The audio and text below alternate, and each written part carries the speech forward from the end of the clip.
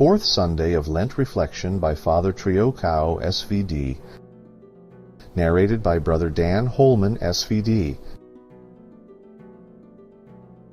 I am the light of the world.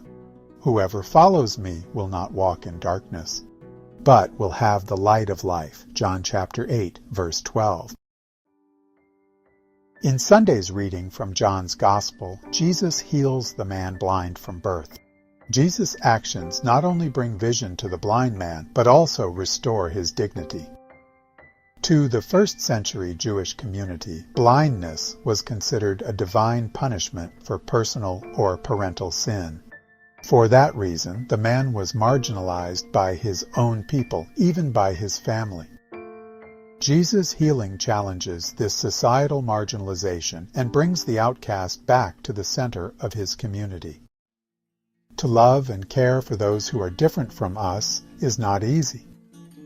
I remember a quote from the book, The Story of a Seagull and the Cat Who Taught Her to Fly.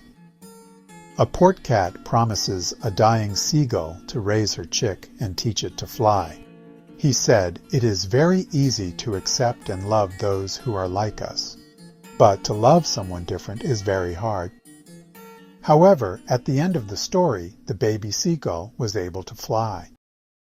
However, this safety comes at a cost. It could create division and even lead to hostility in areas such as politics, sports, and religion. It fosters the attitude of us versus them in our daily life. It generates fear, distrust, and even discrimination against the other.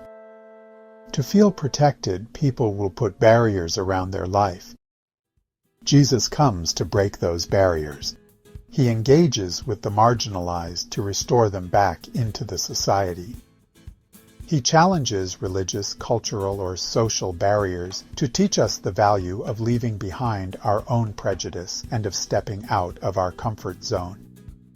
He challenges us to lower those barriers in order to embrace the freedom of loving and caring for everyone, especially someone different.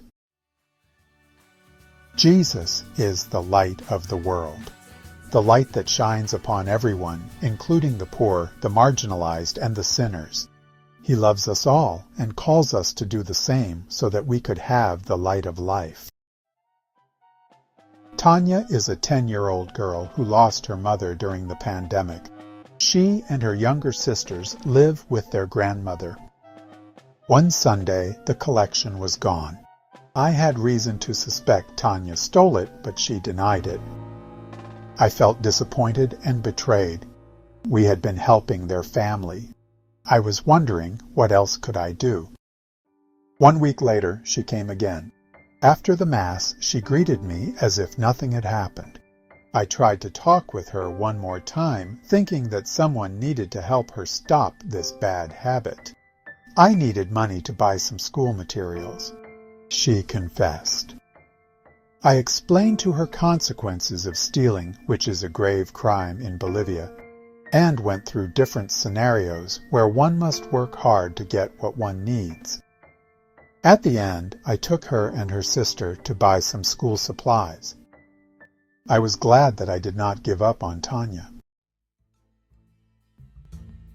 In this Lenten season, I hope that we could follow Christ by breaking down barriers so that we can reach out to those in need. One step outside our comfort zone could transform our lives and the lives of those who surround us. May the light of life shine in our life.